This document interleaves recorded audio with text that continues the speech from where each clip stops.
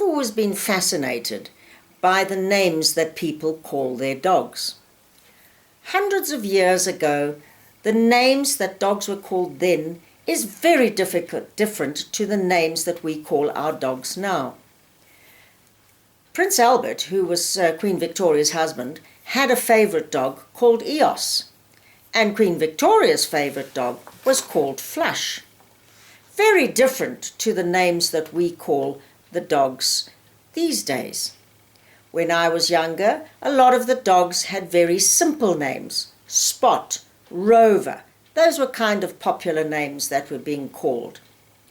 But then you always get the popular names of boys' names or girls' names.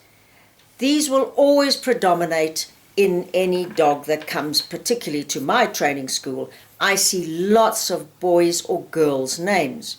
You get your Rosie, your Lily, your Amy, your Emma. Those are the girls' names. You get the boys' names. Toby, Luke, Odie. Those sort of names are going to be the popular ones that pop up all over and over again.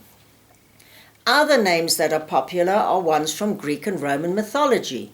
You've got your Hera, your Juno, your Luna, Caesar. Those sort of names that crop up from ancient times, very popular. You get your strong names, people who want a big, powerful name for their powerful dog. People with Rottweilers or Boerboels will often call their dogs Rambo, Tyson.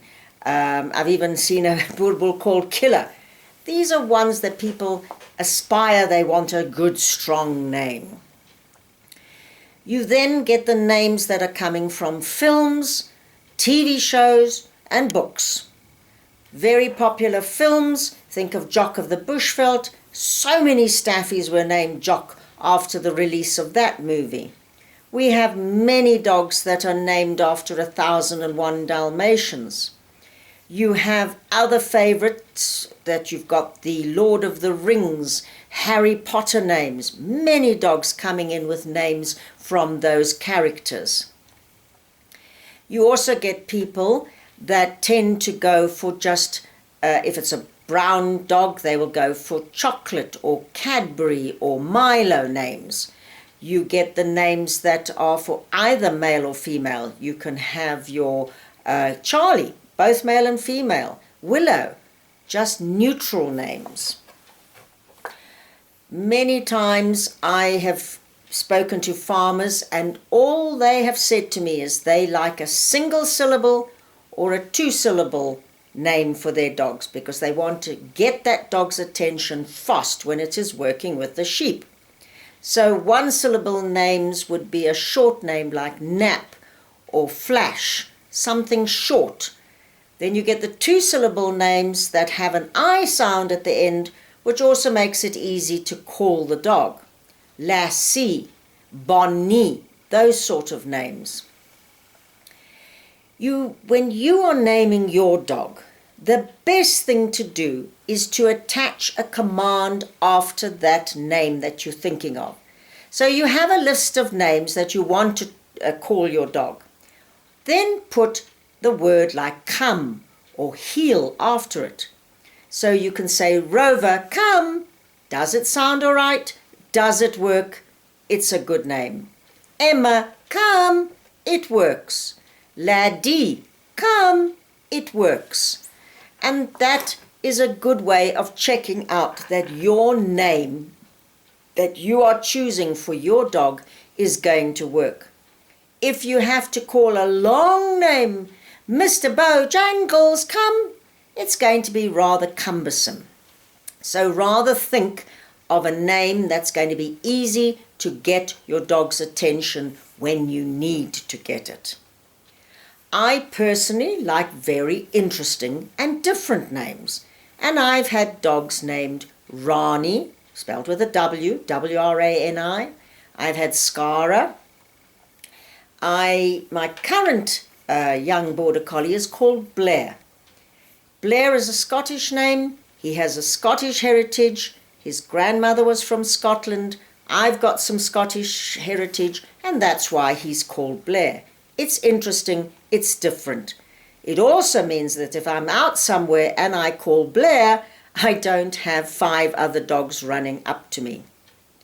We, in fact, have 5 Lunas in dog training at present. That means in some classes where you have 2 Lunas or even 3, it can be quite confusing. And think of those people going to a park with a very popular name and you call your dog and 4 other dogs come racing up to you as well. Quite amusing, but that's your choice. You've decided to call that dog by that name. That's why I particularly like to choose a different, unusual name for my dogs. And finally, you also get the dogs that come from a registered breeder. They have a registration name. Now, you don't have to call your dog by that name. You might like it, the part of it, but you don't have to call that dog by the registered name. You can have your own name for the dog. My Blair has a long registered name, but what do I call him at home?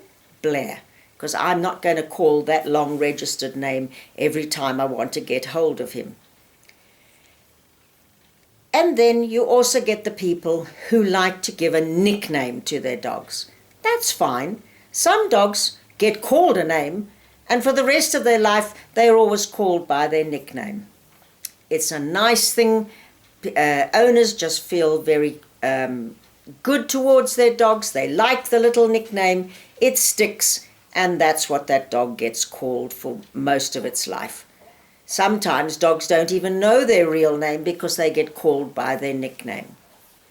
So, just going through the naming of your dog, I like, to me, different names, but it's up to you as an owner to decide what is going to suit the dog, what is going to be easy for you to call it, and generally you've got to live with that name that you've called your dog for the rest of its life.